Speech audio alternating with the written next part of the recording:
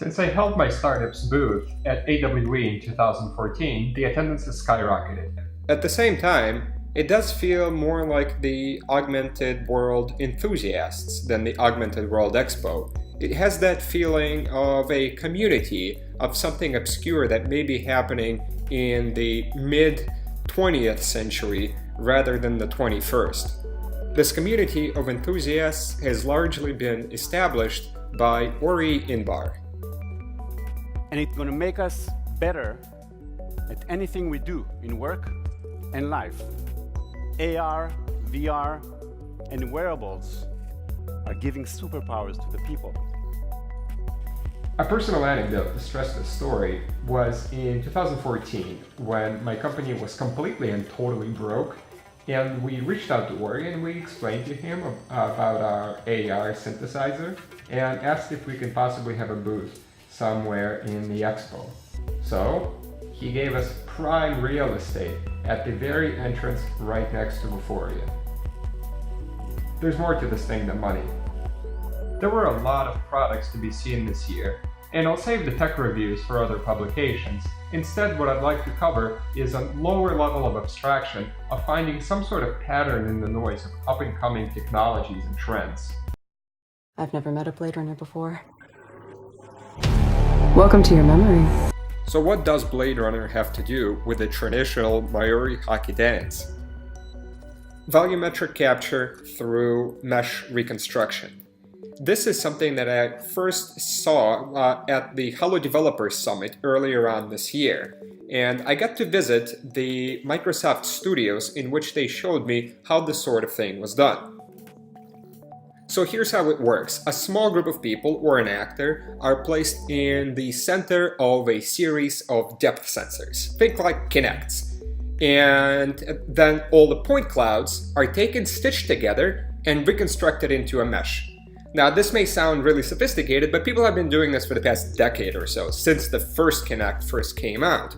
What makes this special is the optimization that Microsoft, in this case, was doing in taking all of these highly complex meshes with millions of polygons and then putting them together into nice and compact OBJs with essentially a movie playing out as UVs. This is a stark alternative to the previous way that the actors were usually captured, whereas it was a model 3D object cleaned up and then rigged, and then animated. This is essentially a 3D movie.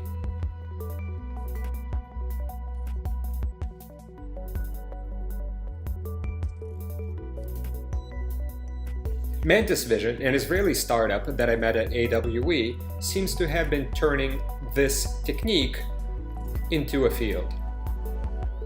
In 2017, at the Game Developers Conference, I saw something called the Fear Sphere, Old Control, a section where people try to find creative and new ways to have input for experiences and games. The Fear Sphere was something like a huge garbage bag with a projector that you would hold that would expose different parts of the video game. Something that I saw at AWE was called an igloo, a dome which projected 360-degree video onto the environment. So everyone can experience possibly future VR content or stereoscopic content without actually having an HMD. Last but completely obvious are mid-range, standalone, untethered headsets. Even more obvious is that they are all going to be completely dominated by Qualcomm's new Snapdragon chip, supporting SLAM, spatialized audio, and finally, eye tracking. I'd like to finish this off by the final talk by Mark Bolas, who was the CEO of FakeSpace, which was a VR pioneer company back in the 90s. It's become clear that all it's about is our presence. It's all we have to give. It's all we have to harvest from. It's all we have to have with other people. It's our presence. And the people in this room, this field, this medium, our users are placing their complete trust of their presence in us because we're taking over a lot of their presence.